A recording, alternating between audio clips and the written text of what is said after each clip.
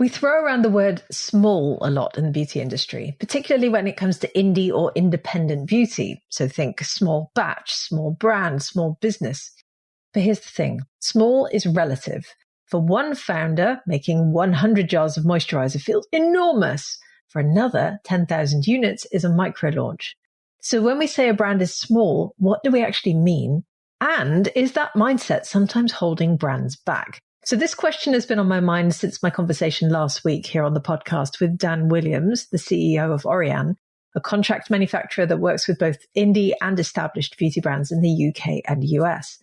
And Dan talked about working with clients who order millions of units each year. In fact, he described how annually around 30 million units are produced in their UK contract manufacturing facility alone.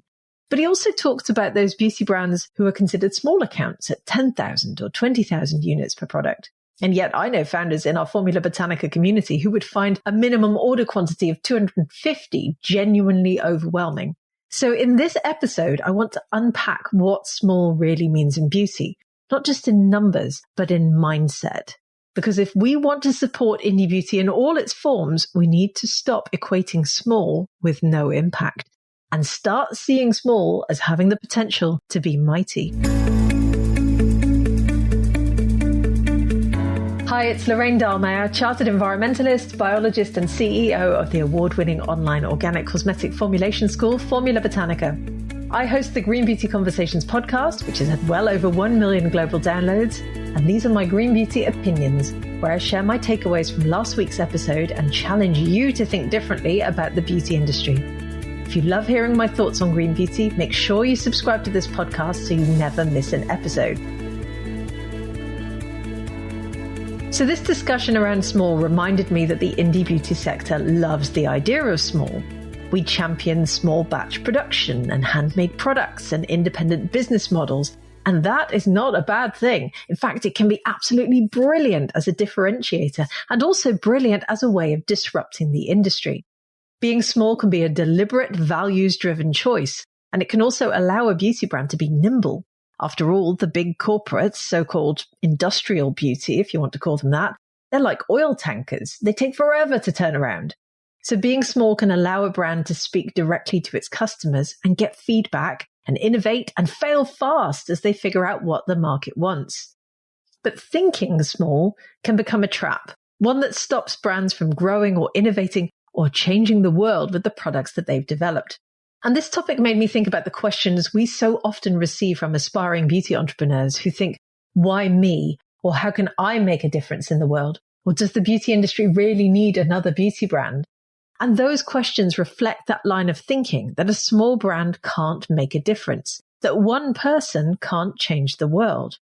But here's the thing. Small brands are often the ones that do make the difference. They challenge norms, they push innovation forward, and they're often the first to embrace sustainability or champion underrepresented voices or bring niche or overlooked ingredients and rituals into the mainstream. These concepts then get picked up eventually by the big players. We've seen it dozens of times. Just because you're small doesn't mean you're insignificant. But if you believe that, then it becomes very easy to stay invisible.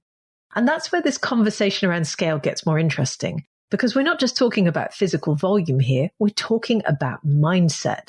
There's a difference between staying small because it serves your values, your life, your business, and staying small because you think you're not allowed to be bigger, because you think maybe that you don't belong in the arena in the first place. So I've got two examples for you. One is Formula Botanica graduate Evelyn Akande, who is the founder of Kanda Natural in Nigeria. And Evelyn set out to create a premium plant-powered African beauty brand that celebrates indigenous ingredients and rituals. But her mission goes so much deeper than that, because she's also taking a stand against skin bleaching, but not through confrontation, no, through conversation. And when I interviewed Evelyn here on the podcast earlier in 2025, she told me that every sale, every product, and every customer interaction is an opportunity to gently challenge the belief that lighter skin is better. And she is changing minds one formulation at a time. I love this so much. And Kanda's reach may still be growing, but Evelyn's vision is big. That's exciting. And then there's Sandra Velasquez, the founder of Nopalera, another Formula Botanica graduate, who I think can remind all of us that you can have a big mission and bold visibility even while running a lean indie brand. And Sandra built Nopalera to elevate the Latino narrative in beauty, using culturally rooted storytelling and really beautiful, striking visual branding to make an impact far beyond her size, which is exactly what she's doing. Her products are appearing in major retailers. She was offered multiple deals on Shark Tank. She speaks openly about building her business with strategy and with soul, not just scale. And Nopalera may still be considered a small business, but its cultural impact is anything but.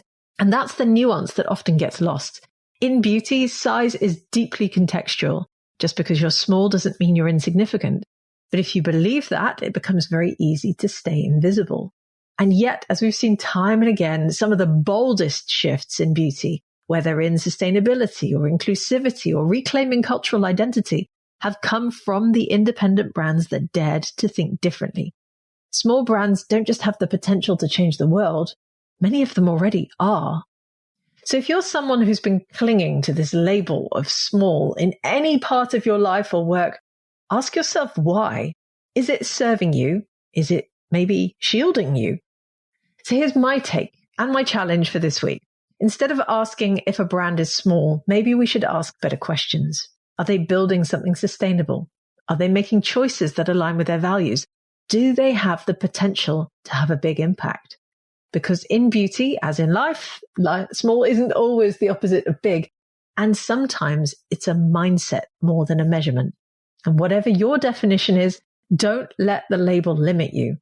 We need indie or independent beauty to think differently, not just about ingredients and packaging, but about scale, about impact, about ambition. Being small might be where you start, but it doesn't have to be where you stop. Thanks for listening to my Green Beauty Opinions. Remember to visit the Formula Botanica website at formulabotanica.com to try our free online formulation course. And if you haven't subscribed yet to the Green Beauty Conversations podcast, please do so now in your favorite podcast app. Leave me a 5-star review if you enjoyed these discussions. I'll be back soon with my next episode.